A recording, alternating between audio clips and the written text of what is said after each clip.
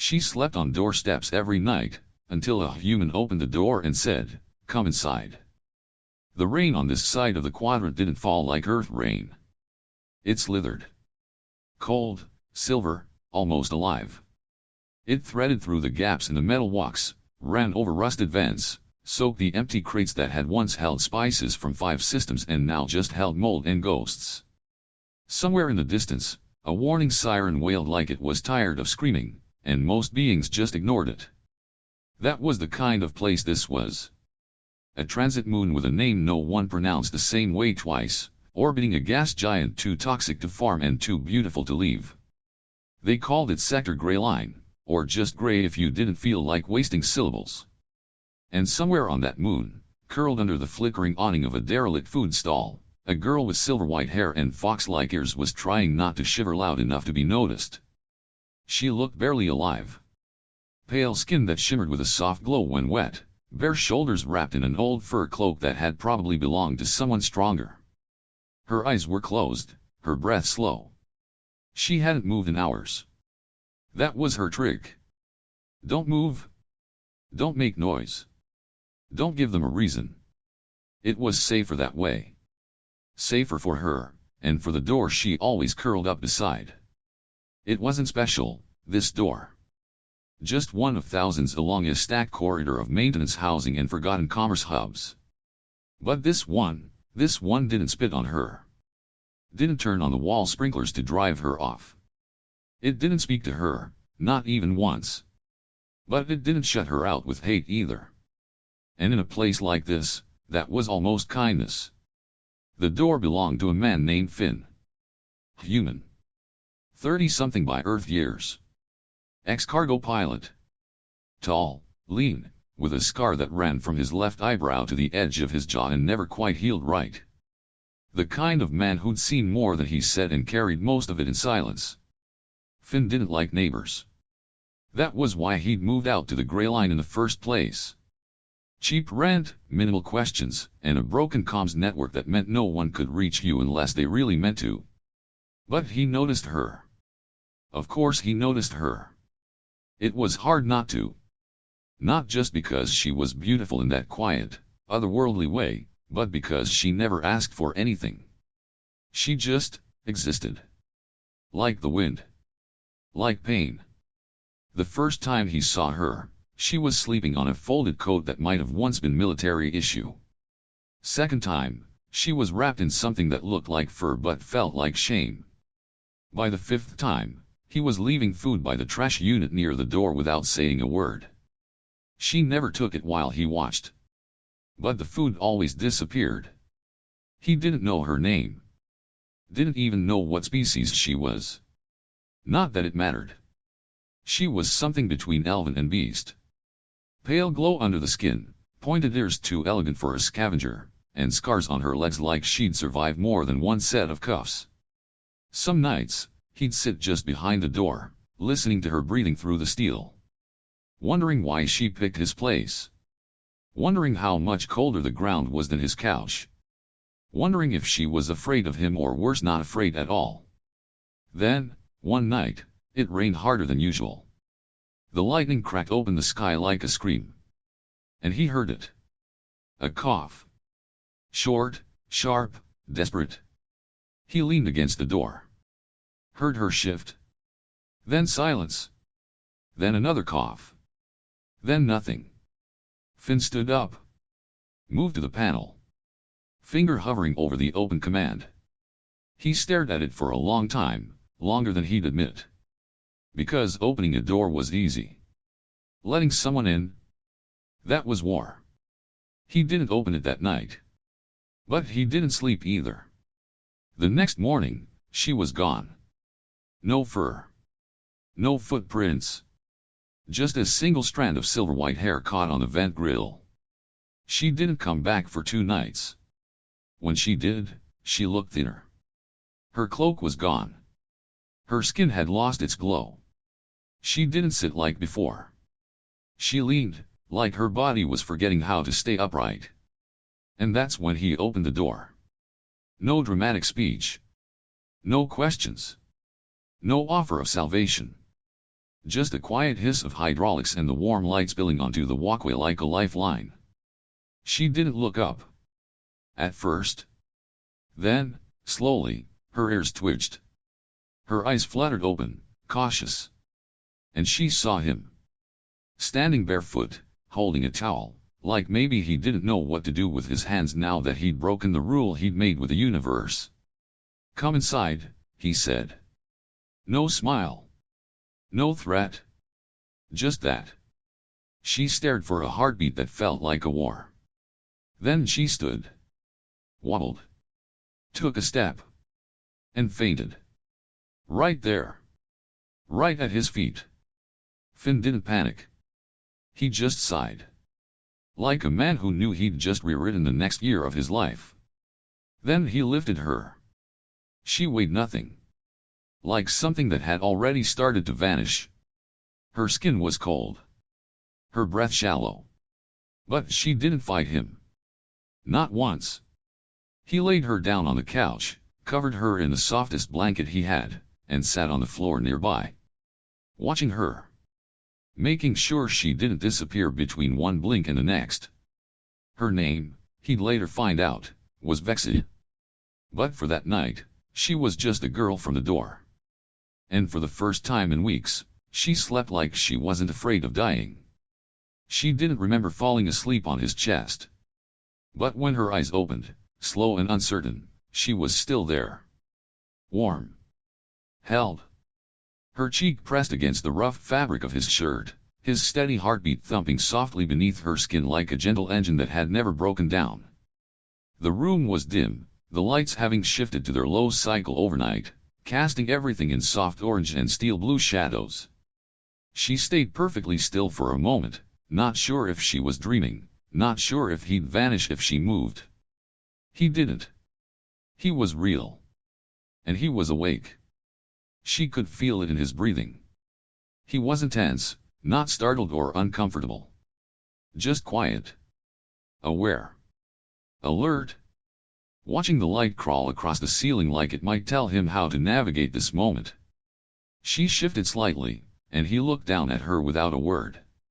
His eyes were unreadable, not cold but deep, like he carried 100 thoughts and none of them made it to the surface. She half expected him to push her off or clear his throat or retreat behind some line of human propriety. But he didn't. Instead, his hand moved gently to her hair, brushing a loose strand away from her cheek. His fingers were rough, calloused from years of mechanical work or piloting or something else she hadn't dared ask yet, but his touch was careful. Slow. As if he wasn't sure if she'd let him do it again. "You're still cold," he murmured, his voice low, a little husky from not having used it for hours. She nodded slightly, not trusting her own voice. Her body had stopped shaking sometime in the night, but the chill from all those days sleeping on metal and stone still lingered in her bones. She didn't know how to explain to him that it wasn't just the cold of weather or exposure, it was the kind that lived inside you after too many nights alone. It seeped in through your skin and turned into a permanent silence inside your chest.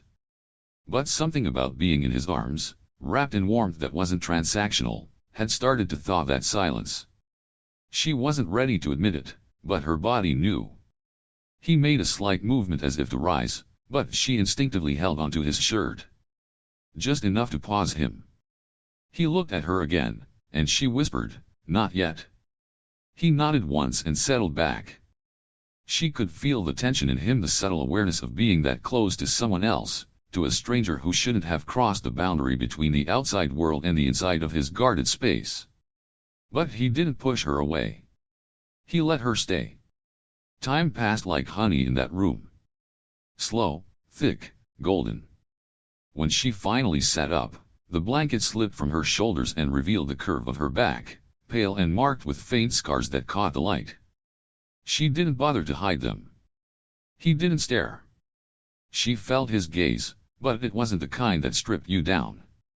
It was the kind that wanted to understand how long you'd been surviving like that. She stretched slowly, like a cat waking after winter, and stood barefoot on the cold floor. He followed her with his eyes, still silent, still holding whatever thoughts he didn't want to burden her with. She turned to face him fully for the first time in real morning light, her hair a tangled curtain of silver and white, her tunic clinging to her frame in ways that left very little to the imagination. She didn't mean to be seductive. She just existed that way. Like her body had been sculpted by something that didn't understand shame. "I need a shower," she said, her voice stronger now, but soft. He gestured toward the hall. "Second door. Water's limited, but it's clean." She walked past him, close enough that her fingers brushed his arm as she passed. Not by accident. Inside the small bathroom, she peeled the borrowed tunic off her body and let it fall in a quiet heap. The mirror was scratched, but it still showed her what she was. Thin, yes. Worn. But not broken. Her skin was a map of half-healed wounds and faintly glowing veins, her ears twitching slightly as she tuned into the rhythm of the ship's systems around her. She turned the faucet slowly, let the hot water hit her shoulders, and exhaled with a sound that almost bordered on a moan. Not from pain. From release. She washed slowly. Not just her body, but the feeling of being hunted, being watched, being worthless. The heat found its way into places that had been frozen for too long. Her fingers lingered at the places where old bonds had left marks on her wrists and ankles. Her thoughts drifted to him. The human. Finn. She'd seen 100 like him across a dozen systems. Cold, closed, guarded. But he hadn't just opened the door. He'd stayed. That part confused her more than anything. She didn't understand why. And worse, she wanted to. She toweled off and found a clean shirt folded on the sink counter. His. Too large. Soft from years of wear. She slipped it on. It covered most of her, but not enough to hide the shape of her legs, the curve of her hips, or the subtle sway of her body as she stepped barefoot back into the main room. He was waiting, leaning against the wall with a cup of something warm in his hand.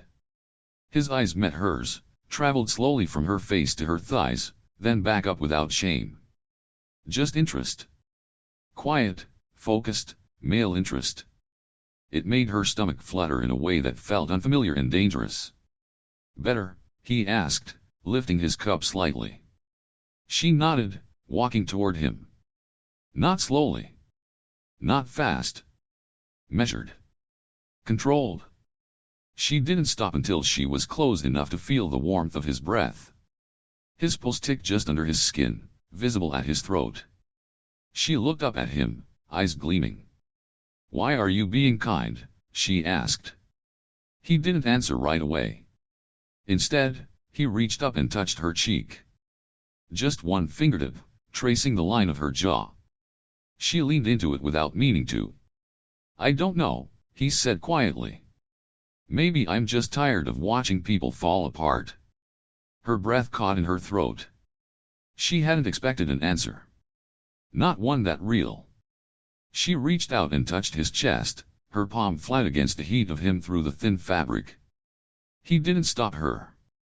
Her fingers slid slowly upward, then down, feeling the muscle beneath the skin. He was solid. Human. Flawed. Alive. She leaned in just enough that her forehead rested against his collarbone. His hands moved to her waist, not forceful, but certain. She tilted her face upward, lips parted, and he hesitated only a moment before leaning down to meet her. The kiss was soft. Not urgent. Not wild. But it wasn't chaste either. His mouth moved over hers with a quiet hunger that had been building since the first night he found her sleeping outside. Her arms circled his neck, her body pressed flush against him, the shirt she wore barely more than a suggestion. He deepened the kiss slowly, exploring her lips with deliberate care, as if learning a language he hadn't spoken in years. When they finally broke apart, both breathing heavier than before, she didn't step away. Instead, she leaned her head against his shoulder and closed her eyes. "I don't want to sleep on the floor again," she whispered. He wrapped his arms around her and held her tighter. "You won't?" He picked her up gently, her legs wrapping around his waist without hesitation. The air between them had changed. Charged. But not rushed. Not chaotic. He carried her to the bed in the back room and laid her down as if placing something sacred on an altar. She reached for him, pulling him down with her, not to possess, but to be possessed. For the first time in what felt like forever, she wasn't surviving. She was wanted. And that changed everything. She was still wrapped in the warmth of him when the alarm cracked through the silence like a gunshot. A high-pitched shriek from the wall panel, shrill and sharp, vibrating through the room and slicing the fragile peace they had built with one night and one kiss. Finn shot up instantly, instincts forged in another life kicking in before thought could follow. Vexa jolted awake, eyes wide, breath caught in her throat, the shirt slipping down one bare shoulder as she sat up and listened. It wasn't the kind of alert that warned of weather or radiation storms. This was directional. Intentional. Someone was pinging his system with a coded override. A breach. He crossed the room in 3 steps and slammed his palm onto the console. The screen flared to life, red lines spiraling inward, blinking with sync pulses that made his stomach twist. Not pirates. Not local patrol. This signal was encrypted with a royal crest he hadn't seen in years, but once memorized. A silver ring of runes wrapped around a blood-red triangle. Xerithian Protocol. Military grade. Royal search warrant. Vexa moved to his side without a word, her face pale but unreadable. She stared at the symbol like it was a curse come home to roost. "They found me," she said, her voice low, as if the sound might summon them faster. Finn turned toward her, his jaw tight. "Who exactly is they?" She didn't answer at first. Just pulled the shirt tighter around her and stared at the door like she expected it to be kicked open any second. "I wasn't just a street rat," she said finally. "I was supposed to marry into the Xerithian royal line. But I ran. I ran because they lied. Because I wasn't a bride. I was a test." Finn didn't flinch. His fingers flew across the console, initiating lockdown protocols. "A test for what?" he asked. She hesitated. Then, very quietly, she replied, "For human compatibility?" He froze. "You're kidding." She shook her head. "No. They've been breeding lines. Mixing genes. Trying to make something that can pass among humans. Something that can blend. I was one of the successful ones. Too successful. I started asking questions. I wasn't supposed to feel anything. But I did." She looked at him then, eyes burning. "I fell in love. With a human. Years ago. He died. They blamed me." She moved to the wall and pressed her hand against it like it could hold her upright. "After that, I ran. They hunted me across 3 systems. I hid. I changed names. I stopped trusting everyone. Until you." Finn's brain spun. Everything about her made more sense now. The scars. The way she reacted to kindness like it was a trap. The ears. The glow. Her silence. Her stare. And now, the royals had tracked her to his door.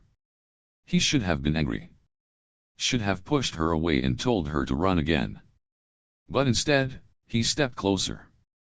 "You could have told me." She nodded. "I thought I had more time." Outside, a low thrum began to rise. Engines. Atmospheric pressure shifting. Something heavy approaching from orbit. Finn pulled up the outer cam and saw it. A sleek black ship, unmarked except for the faint shimmer of Xerithian glyphs etched in silver. It didn't hover. It landed. Quietly. Purposefully. A wide loading hatch opened and 3 figures stepped out, dressed in fluid armor that rippled with synthetic muscle, long rifles strapped to their backs. Their eyes glowed behind thin visors. They weren't here to talk. Finn turned to her. "You need to hide." She didn't move. "They'll scan me through walls." He grabbed her shoulders, firm but not harsh. "Then we make it hard for them. Get in the back room. Stay low. She looked at him, searching his face. You don't owe me this. He kissed her once. Quick. Fierce. I know. But I'm doing it anyway. The moment she was out of sight, he pulled a case from under the floor panel. Inside was a compact carbine. Illegal. Untagged. Modified for ion bursts. He hadn't used it in 5 years. He powered it up without a second thought. Outside, the trio was moving. One of them raised a hand to the door.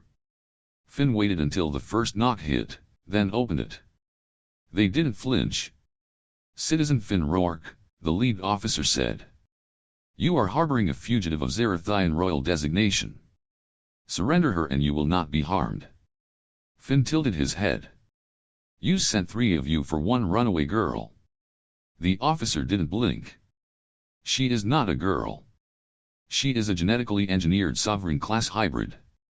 The last of her line. You have 10 seconds to comply. Finn smiled, slow and cold. Tell your queen she can come knock herself. He fired first. The blast ripped through the lead's shoulder, sending him sprawling back with a surprised grunt.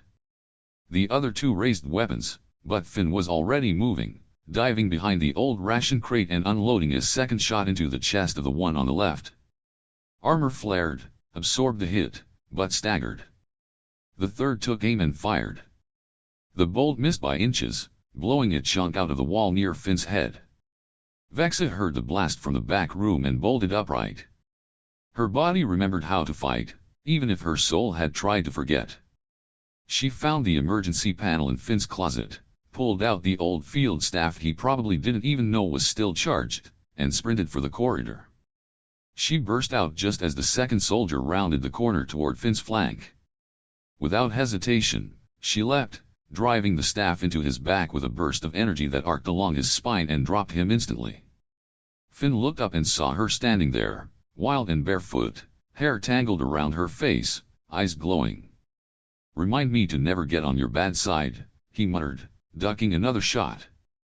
The last officer backed up, re-evaluating. Finn and Vexa moved together now. He shot low. She swept high. They moved like a pair who had danced this way before in another life. The final soldier fell to one knee, then to the floor. The quiet returned, but it wasn't peace. It was the kind of silence that happens before consequences arrive. Finn shut the door again and dropped the lock bar manually. His hands were shaking, but only slightly. Vexa leaned against the wall, breathing hard. More will come, she said. They always do. He nodded. Then we need to leave. That single sentence changed everything. It wasn't a question. It wasn't a reluctant offer. It was a decision. He was going with her. She blinked. You'd run with me? He met her gaze. You think I'm letting you go back to that alone?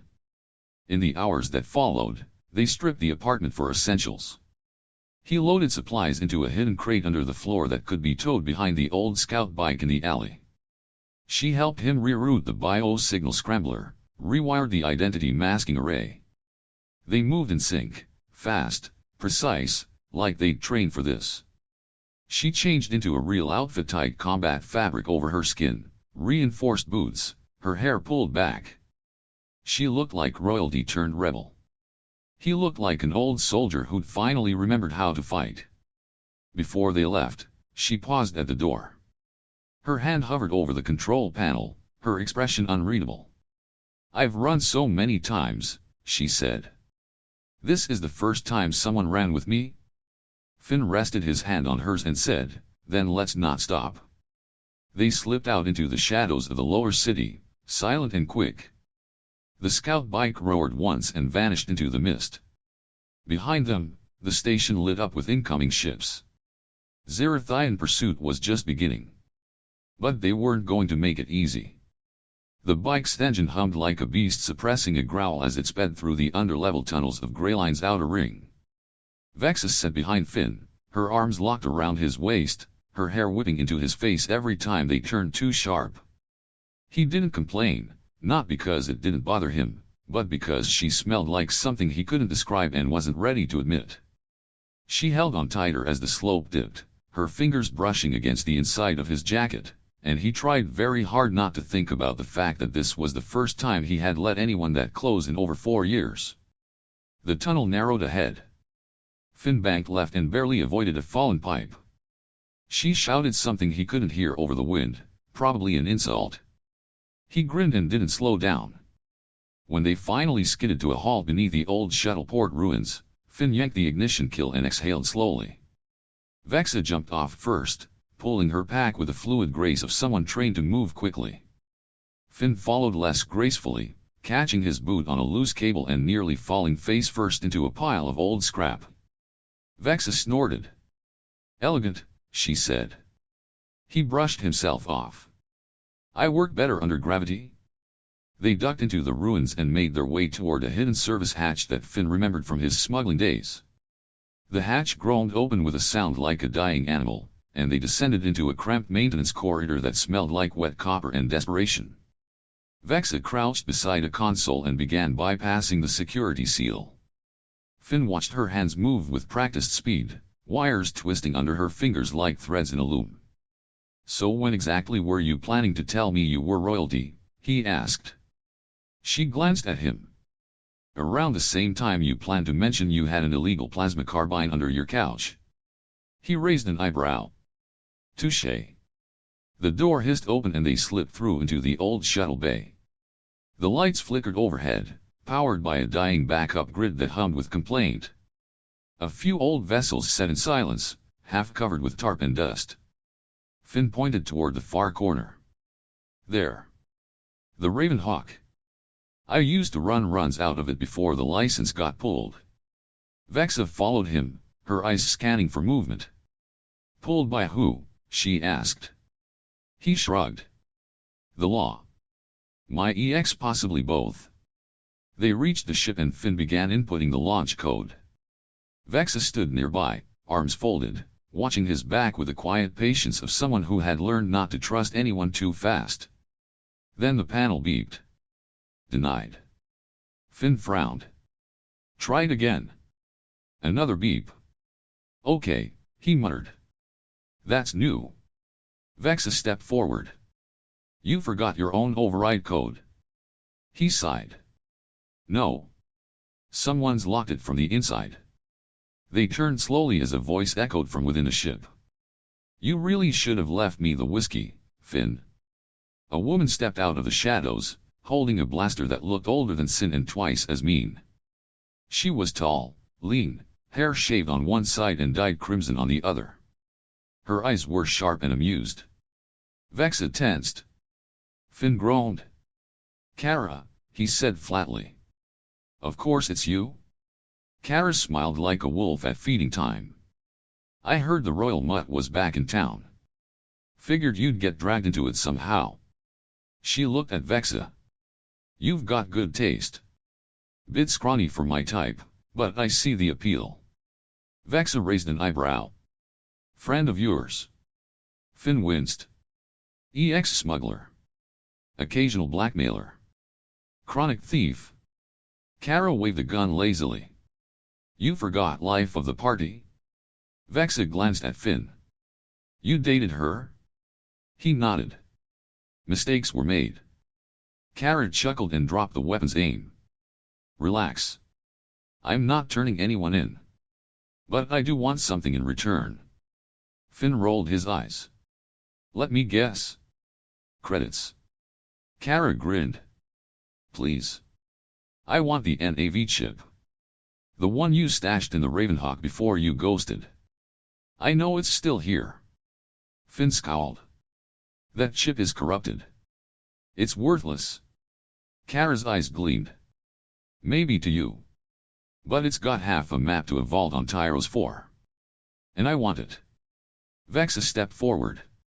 "If we give you the chip, you let us take the ship. No tailing.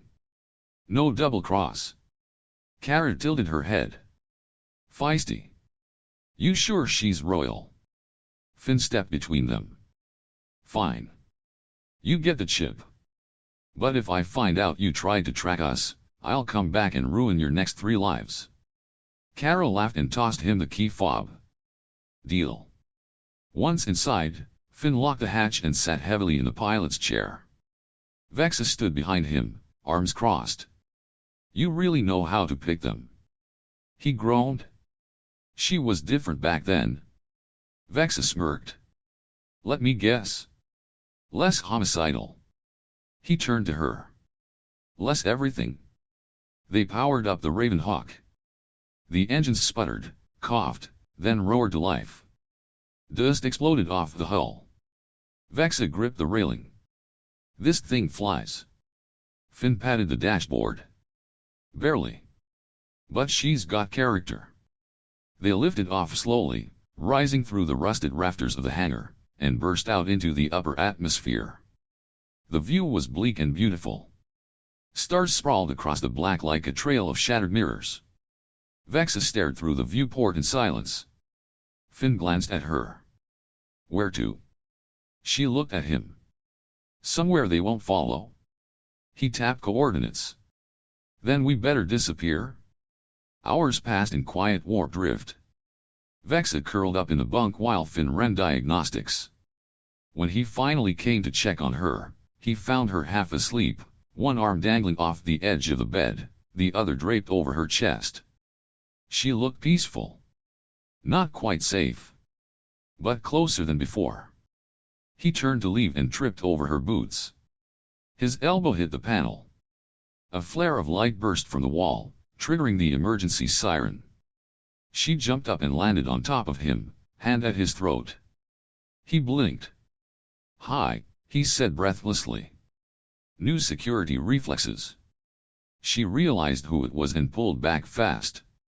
Sorry, she muttered, cheeks flushing with something between guilt and confusion. He coughed. Remind me to never wake you with noise again. She reached down, helped him up, and then stood there awkwardly. You okay? She asked. You landed elbow first on a fusion pipe. He looked at her, then the pipe, then himself. Yeah. Very graceful. Probably broke my dignity, though. She chuckled and handed him a cloth. Their hands touched. Paused. Then stayed. Finn looked at her. Do you always try to kill people who trip? She tilted her head. Only the ones I like. He laughed, and it surprised both of them. It was the first time either had heard it since this started. Later, over rationed noodles and bad coffee, they shared stories that weren't quite full truths but close enough to count. He told her about his old crew. About how he walked away after one of them sold out the others. She told him about her first attempt at escape. How she learned to hide in plain sight. How she slept on doorsteps because people looked past her when she was dirty and broken and silent. Finn stirred the coffee and leaned back. So what now? She looked at him. Now we go off-grid. Find somewhere with no royal flags and no genetic scanners. Build something that looks like a life. He smiled faintly. Sounds like a plan. She nodded. It's not much. But it's ours. Then she added, almost as an afterthought. You snore. He blinked. What? She smirked. Last night. You snored. A lot. He groaned. And yet you still curled up on me like a blanket. She shrugged. I was cold. And apparently deaf to certain frequencies. They laughed again. It echoed strange and sweet in the ship's metal hull. And somewhere between the stars and the silence, they started to become something more than fugitives. They became a pair. And maybe, just maybe, something like a beginning was finally taking shape. The ship drifted silently between systems, its path unregistered, its coordinates known only to the two souls now wrapped in the low warmth of its recycled atmosphere. Stars slipped past like sparks falling from a forgotten fire, and the hum of the Ravenhawk's engine faded into the background like a heartbeat they no longer noticed. Finn sat on the edge of the cot in the crew quarters, running his fingers through his hair as the soft sound of footsteps approached from the corridor. Vexa entered quietly, still barefoot, her silhouette framed by the blue ambient lights that lined the walls like glowing veins.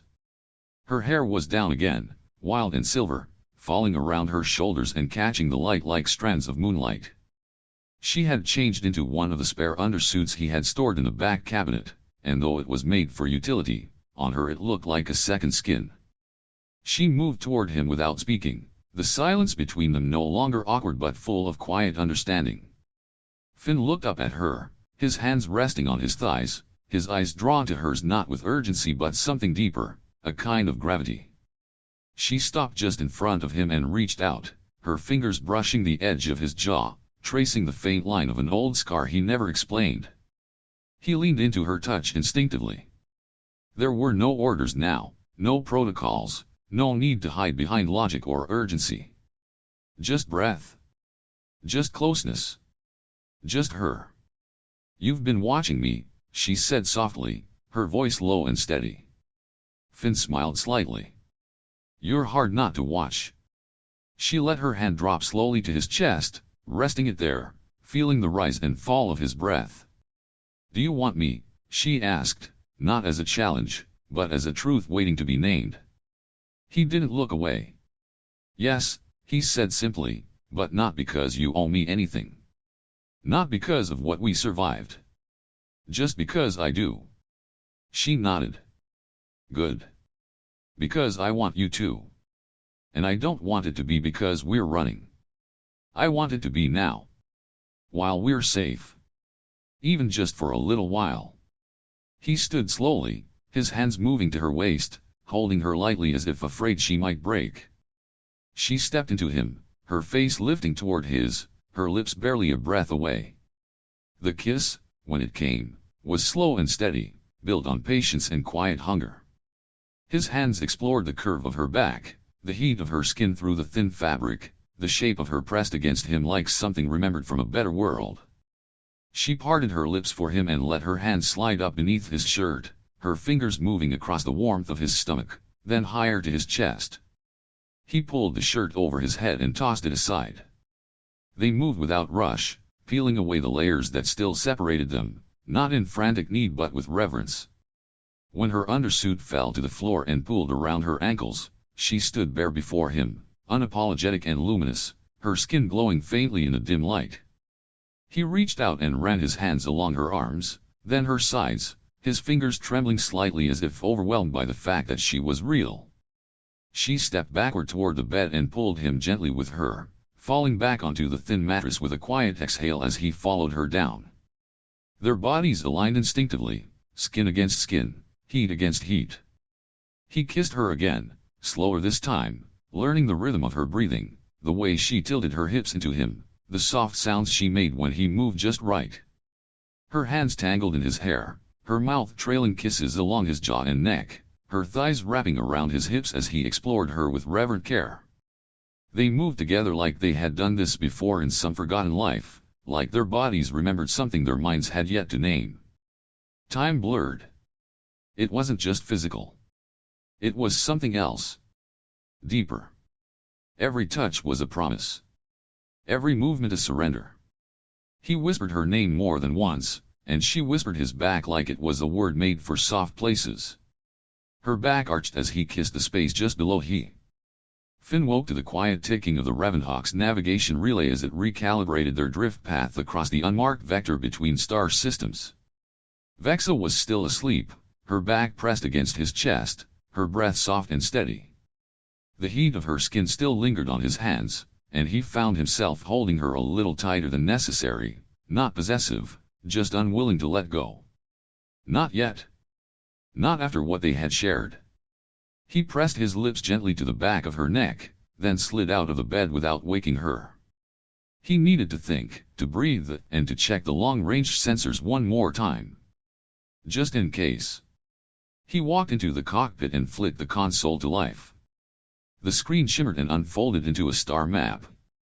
He studied the data scrolling along the left column, no incoming ships, no broadcast pings, no unauthorized beacons. Everything was quiet. Too quiet. He narrowed his eyes and pulled up the logs from earlier that morning.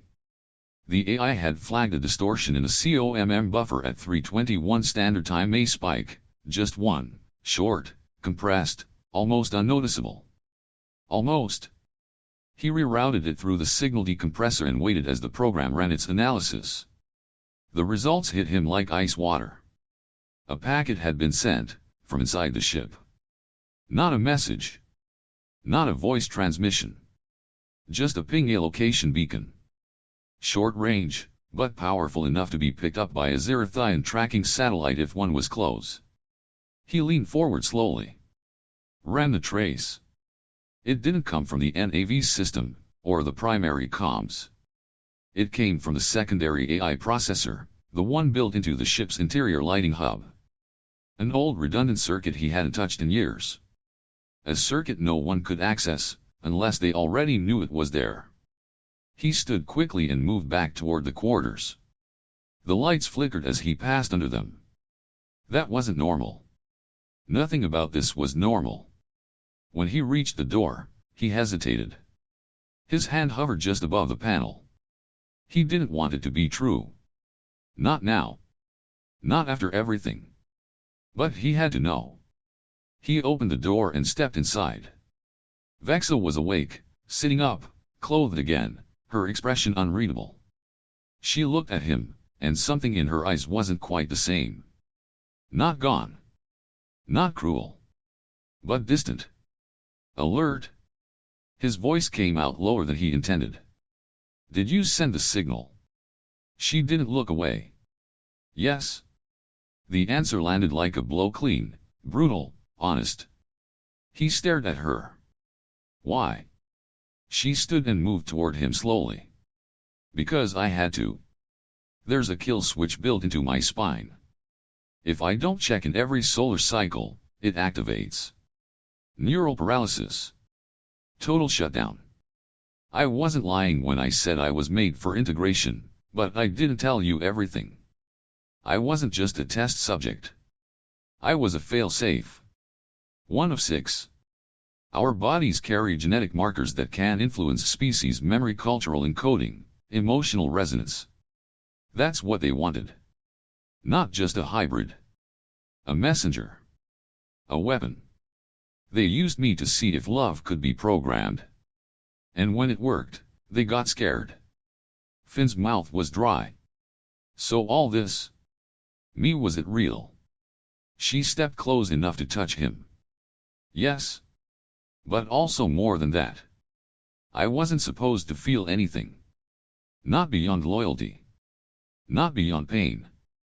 But I did. I do. That's why I ran. Because I loved someone. And now it's happening again. And I think they are tracking it. He pulled back slightly. Tracking what? Us. She shook her head. The bond.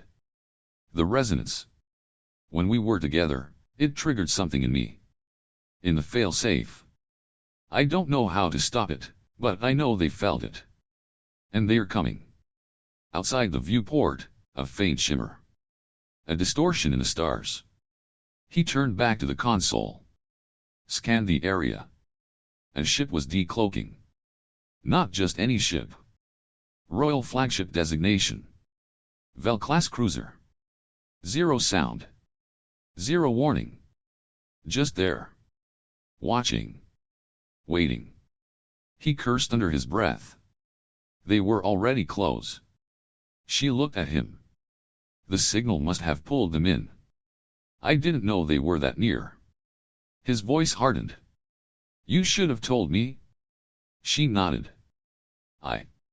Silence stretched in the Ravenhawk's cabin like a taut wire as the ship drifted in dead space, its systems still rebooting from the burst jump. The air was thick with the smell of ionized copper and something vaguely reminiscent of scorched insulation. Finn sat on the grated floor, trying not to think about how close they had come to being atomized, while Vexa poked at the auxiliary panel with a small tool that she kept pulling from increasingly implausible places within her suit pockets. He watched her for a long moment, then finally said what had been bothering him for the past 20 minutes. You sure that's the right circuit? Vexa didn't look up, just jammed the tool deeper into the panel, which sparked and hissed before she yanked it out, muttering something in a language that was probably older than most moons. He raised an eyebrow and leaned back against the wall. Not exactly comforting behavior coming from the person keeping our life support from turning into a glorified air fryer. She gave him a sharp look. You want to do it? He thought about that and wisely said nothing. The lights flickered overhead, then returned in a sputtering wave of power. The engines coughed and whined but did not restart fully.